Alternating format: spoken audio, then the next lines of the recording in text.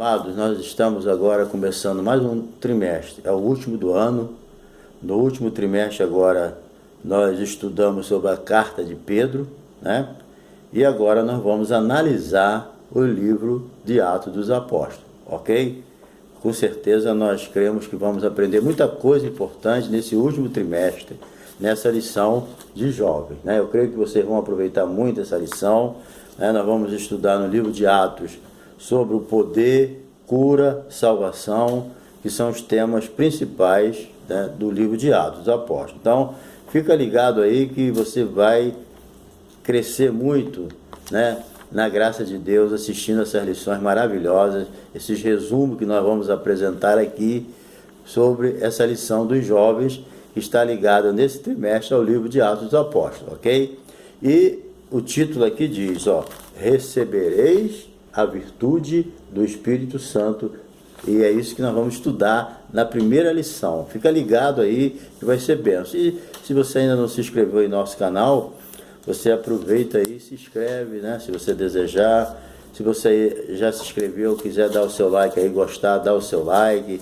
Não esqueça aí de dar o seu toquinho no sininho para você receber novos vídeos, certo? Isso aí nos ajuda a continuar a divulgar a palavra de Deus, porque a nossa finalidade é essa, divulgar a palavra de Deus, ok? Então nós vamos nesse trimestre estudar o livro de Atos, e os objetivos, né, é apresentar o livro de Atos e as suas características principais, e também mostrar as promessas acerca da vinda do Espírito Santo no Antigo e Novo Testamento, e destacar o propósito da promessa da virtude do Espírito Santo na vida do crente. Então, o nosso texto áureo, ele está em Atos capítulo 1, versículo de 1 a 14, ok? E vai ser uma lição muito importante. Fica aí conosco até o final, ok? E vai ser uma bênção para nós. Bem, a revista de jovens, repito aqui, ela traz esse título. A primeira lição é Recebereis o Espírito Santo, que está em Atos capítulo 1, versículo 8. Bem, o que vamos estudar nesse trimestre?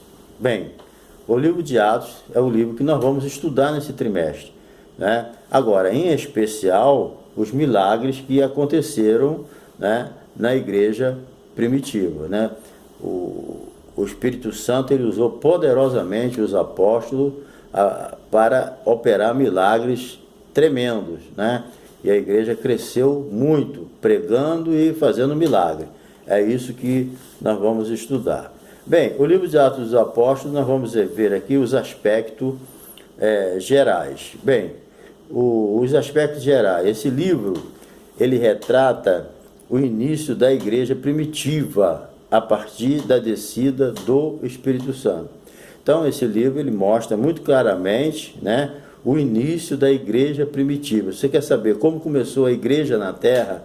Leia o livro de Atos, é o que nós vamos ver agora, né? Começando hoje pela primeira lição, ok? Então, isso aí é muito importante.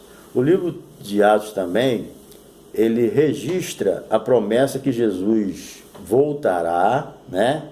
Mas precisava antes, né, de Jesus voltar, da expansão do Evangelho até os confins da terra, né? Quando Jesus foi assunto ao céu, né, ele estava conversando com os apóstolos, ele foi, 2 anjos apareceram e falaram, olha, do mesmo jeito que ele subiu, ele vai descer. Então, um dia Jesus volta para buscar a sua igreja, mas até que ele volte, a igreja tem uma missão tremenda nessa terra. Qual é a missão?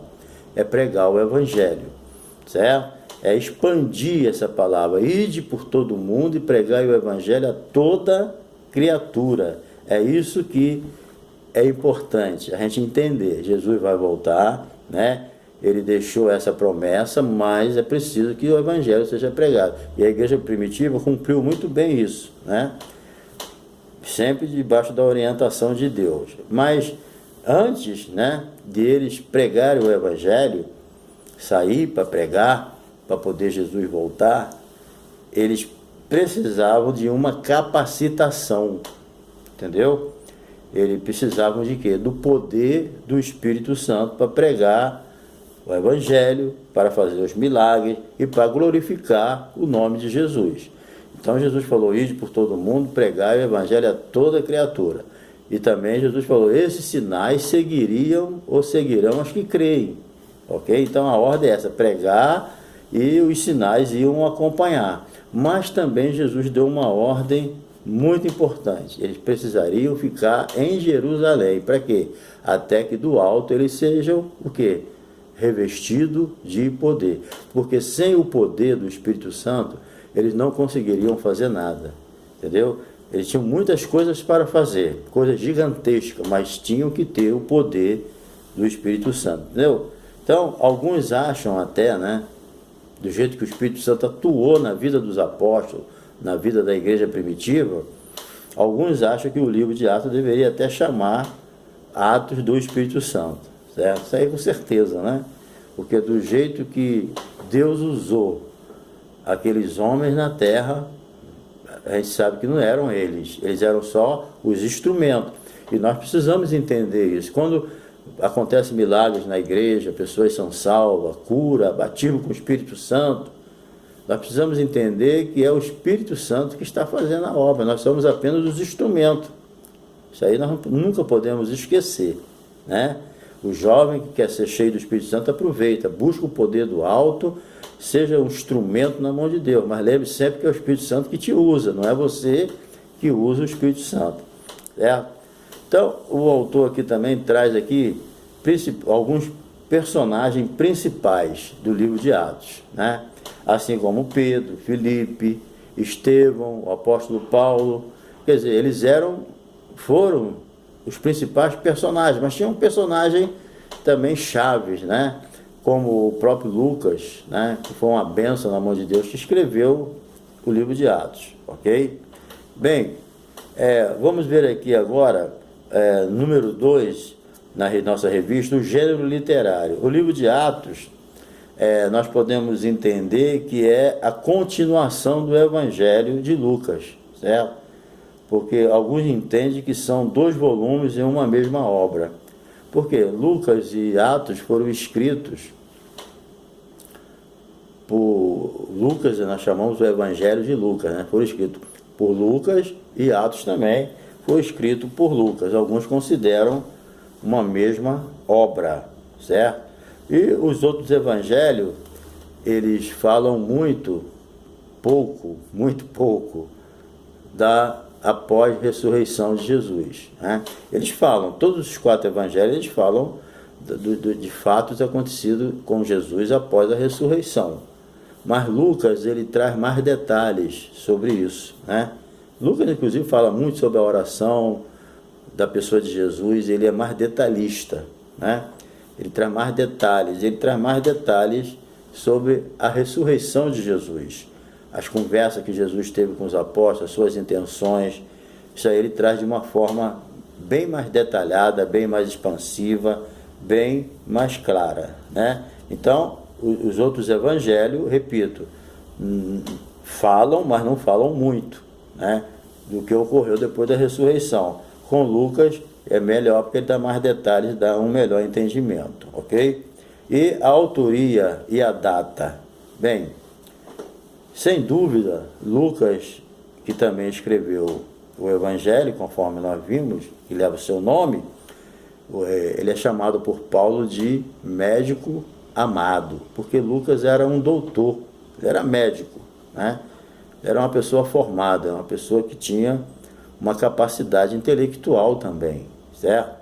E além de ser um homem de Deus e ser chamado para essa missão que ele estava cumprindo ali ao lado do apóstolo, porque Lucas fez parte da equipe missionária do apóstolo Paulo, certo? E imagina-se que ele escreveu isso aqui lá de Antioquia, ok? Então, ele tinha um grego aí da melhor qualidade, era uma pessoa muito culta e o seu grego era excelente, com certeza, tá? E também, ele também, um detalhe que a gente tem que entender é que ele não foi apóstolo. Às vezes alguns até chamam ele de apóstolo, Lucas, mas Lucas nunca foi apóstolo, ele nunca fez parte do colégio apostólico de Jesus, certo? Ele não viu Jesus pessoalmente, Também não, certo? Mas como que ele escreveu tantos detalhes assim importantes no seu Evangelho e no livro de Atos? Porque ele, sendo uma pessoa inteligente, culta e também escolhida por Deus para isso, ele fez uma investigação muito profunda, entendeu? Ele não saiu por aí fazendo uma pesquisa superficial, não. Ele procurou as pessoas certas, para dar a notícia certa, para dar a palavra certa. Ele não pesquisou com qualquer um, entendeu? Então, ele escreveu baseado numa acurada investigação, fidedigna mesmo, digna de toda aceitação, entendeu? Então, ele não fez assim uma coisa de qualquer maneira, ele fez uma investigação acurada, uma investigação bem feita, e falou com propriedade, porque ele sabe das pessoas que foram, ele buscou as pessoas que foram testemunhas oculares, entendeu? Ele buscou pessoas que testemunhou os fatos que ele escreveu, e pessoas de confiança, entendeu? Ele não foi pegando qualquer um e pegando informação, ele não usou boato, ele usou as pessoas que foram testemunhas oculares dos fatos que ele escreveu. Isso é muito importante, certo? Então ele escreveu baseado numa convicção muito profunda, e ainda mais também que ele foi, né, inspirado pelo Espírito Santo. Isso aqui é o mais importante. Lucas escreveu inspirado pelo Espírito Santo. Deus usou ele, a verdade é essa. Bem, vamos aqui agora para a segunda parte. Nós vamos aqui para a promessa da vinda do Espírito Santo, a parte 2.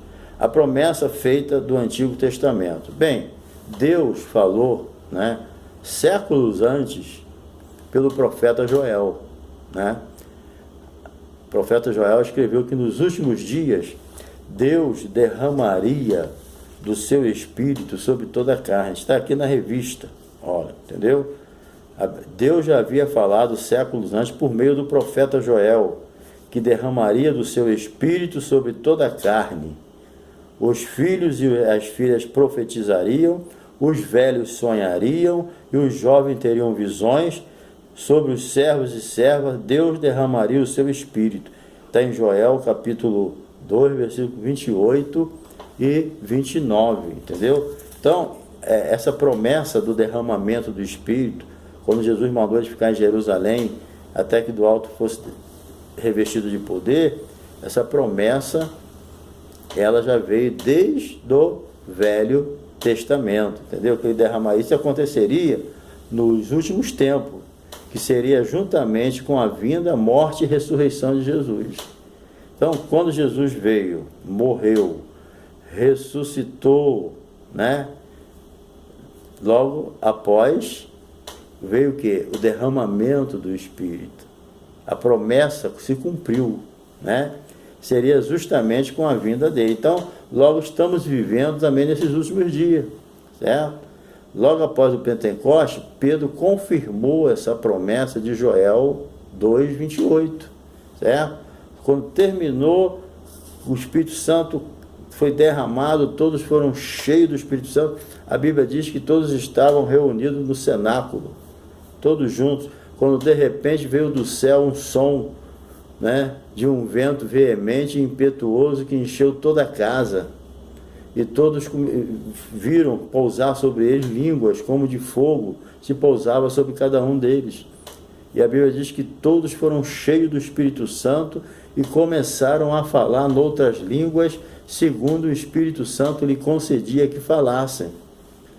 Então, querida, então alguém começou a zombar, dizendo que estavam bêbados, embriagados. Então Pedro levanta, cheio do poder, cheio da unção, cheio de autoridade. Ele diz: o que está acontecendo, que eles não estão embriagados a essa hora do dia, mas o que está acontecendo é que foi dito pelo profeta Joel, que nos últimos dias derramaria do seu Espírito sobre toda a carne. Então estava acontecendo ali o quê? O cumprimento de uma promessa do Velho Testamento, entendeu? Então Pedro foi bem enfático aí, e ele conseguiu, entendeu, trazer aquela mensagem poderosa. Pedro confirma essa promessa, explicando ao povo na pregação que que tudo que estava acontecendo era uma promessa do Velho Testamento, ok? Número 2, nós vamos ver agora a promessa feita no Novo Testamento. João, quando estava pregando o Evangelho lá, pregando a palavra lá no Rio, né, no deserto, João Batista, ele explica que ele batizava com água. Ele dá uma explicação bem clara. Mas, né, ele estava batizando com água para o arrependimento. Mas que depois dele viria um do qual ele não era digno nem de limpar o sapato dele, né? Que esse batizaria com o Espírito Santo e com fogo, está em Lucas 3,16, certo? Então, isso aconteceu. Ele falou, eu estou batizando com água, mas isso não é nada não, vai vir um que vai batizar com o Espírito Santo. Com o Espírito Santo e com fogo. Que maravilha, né? Isso aconteceu no Pentecoste. Eles foram batizados com o Espírito Santo e com fogo, certo? E quando Jesus foi batizado nas águas por João Batista, a Bíblia diz que o Espírito Santo também desceu sobre Jesus, entendeu? Agora, outro detalhe importante aqui é que Jesus também, ele fez menção da descida do Espírito Santo no último dia da festa do tabernáculo. Aquela festa, né, que durava lá 7, 8 dias, e no último dia da festa do tabernáculo, todo mundo já cansado, talvez até doido para ir embora, às vezes a religião cansa, né? Então Jesus, vendo aquele povo ali vazio, Jesus levanta no último dia da festa. Jesus levanta cheio de autoridade e fala, olha, se alguém tem sede, venha a mim e beba. Olha só, que palavra! Se tem alguém sedento aí me ouvindo, vá a Jesus, ele vai matar a tua sede espiritual. Se alguém tem sede, venha a mim e beba. Entendeu? Porque do seu interior fluirão rios de água viva. Rio de água viva. Entendeu? Jesus estava dizendo isso a respeito do Espírito Santo que seria derramado, porque Jesus ainda não tinha sido glorificado. Mas quando Jesus morresse, ressuscitasse, fosse glorificado, o Espírito Santo seria derramado abundantemente sobre a vida da igreja, entendeu? Por isso que eu vou ler aqui na Bíblia, a palavra aqui, para ficar mais claro aqui, né? Está em João, capítulo de número 7, e versículo de número 39, para ficar melhor. Ele diz assim, olha, e no último dia, o grande dia da festa, o último dia da festa dos tabernáculos, Jesus pôs-se em pé e clamou, dizendo, se alguém tem sede, venha a mim e beba. Olha só, né, a promessa que Jesus está fazendo do derramamento do Espírito. Se alguém tem sede, venha a mim e beba. Quem crê em mim, como diz as Escrituras, rios de água viva correrão do seu ventre. Quem crê em Jesus, como diz a Bíblia, rios de água viva vão correr do seu ventre. Aí o João, o apóstolo, ele mesmo dá a explicação do que quer dizer isso, rios de água viva. No versículo 39, 7:39, ele diz, e isso ele disse do Espírito que haviam de receber os que nele crescem, porque o Espírito Santo ainda não fora dado, porque Jesus ainda não tinha sido glorificado. Entendeu? Então, quando chegou o dia de Pentecoste, o Espírito Santo veio derramado abundantemente. Por quê? Porque Jesus já tinha sido glorificado. Que maravilha, gente. Entendeu? Então, essa promessa é que nós precisamos tomar posse dela. Muitos estão andando vazio ainda, sem necessidade. Quem tem sede, vem a mim e beba. Jesus já foi glorificado, o Espírito Santo já veio, ele está aí, ó. É só a gente tomar posse daquilo que é nosso, que Jesus conquistou na cruz do Calvário, entendeu? Bem, vem a parte 3 agora, a autoria e data, né? Parte 3. Orientações, parte 3 aqui, é orientações sobre o cumprimento da promessa, ok? Bem, após a ressurreição, uma das orientações importantes que Jesus deu foi que não se ausentasse de Jerusalém. mas que esperassem a promessa do Pai se cumprir. Então, para que esses discípulos fossem batizados com o Espírito Santo, para que eles recebessem o poder do alto, para que eles recebessem essa promessa, eles precisavam obedecer a Jesus, eles precisavam ir para Jerusalém. A Bíblia relata, através do apóstolo Paulo, que Jesus, depois de ressuscitado, ele foi visto por mais de 500 irmãos. Mas quantos obedeceram e ficaram lá em Jerusalém para receber o poder do Espírito Santo? Somente quase 120, ou 120 mais ou menos, né? Os 500, mais ou menos o que? 380 não foi, entendeu? Então, Jesus dá uma ordem bem clara. Sem obediência, a promessa de Deus não se cumpre na nossa vida, não. A gente tem que obedecer. Obedecer é melhor do que sacrificar, né? Então, a ordem era essa, eu tinha que obedecer, não se ausente de Jerusalém, ficar aí lá até que do alto seja revestido de poder. Então, o que Deus tem falado para você, obedece. Se você obedecer, as promessas de Deus vão se cumprir na sua vida, entendeu? Então, essa ordem de Jesus, ela precisava ser obedecida para que a promessa se cumprisse. Sem obediência, as promessas de Deus não se cumprem, entendeu? Jesus entende isso, entendeu? Deus faz a parte dele, nos dando a ordem, nós fazemos a nossa, obedecendo, entendeu? Sem obediência não adianta, ok? Bem, agora uma coisa interessante que aconteceu aqui, é que enquanto Jesus orientava, eles fazem uma pergunta sobre a restauração de Israel. Olha só, Jesus está falando ali de algo imediato que eles teriam que fazer para ganhar a alma. O tempo do judeu encerrou ali. Agora ia começar a dispensação da graça, a dispensação da igreja. Só lá na grande tribulação é que vai voltar de novo a dispensação de Israel. Mas ali encerrou.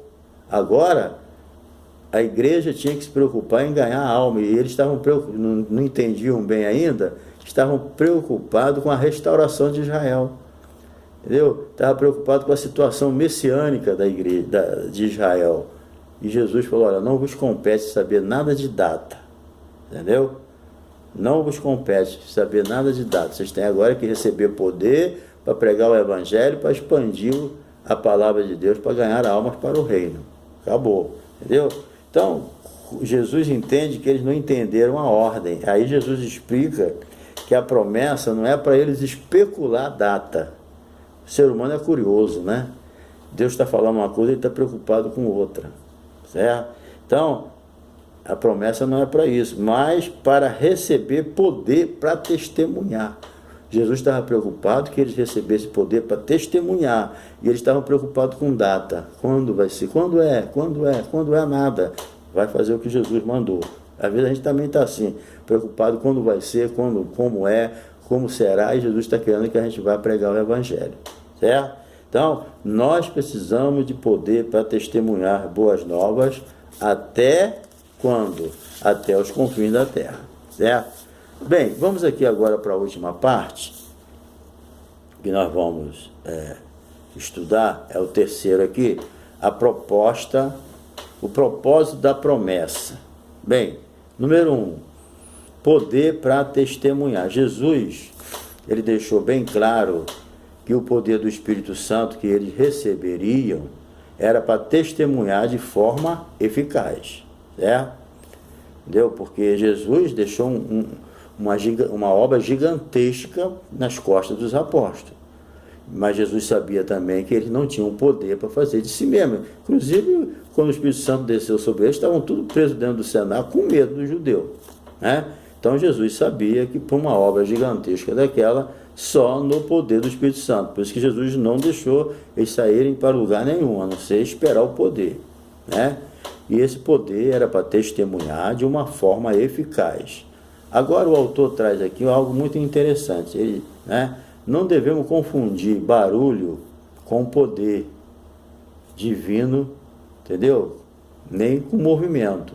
Muita gente acha que grandes movimentos, grande barulho, isso aí é poder de Deus.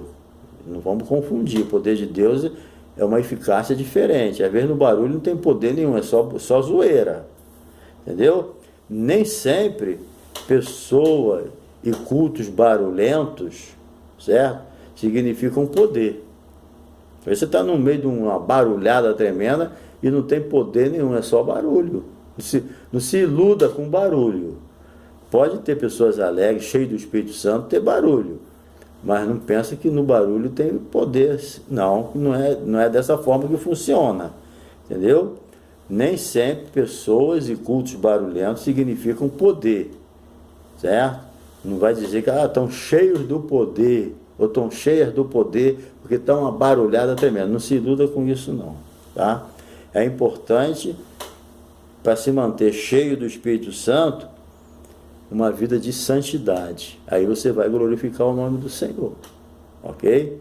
Menos do que isso não adianta. Sem vida de santidade, não adianta zoada, barulho, pulo, grito.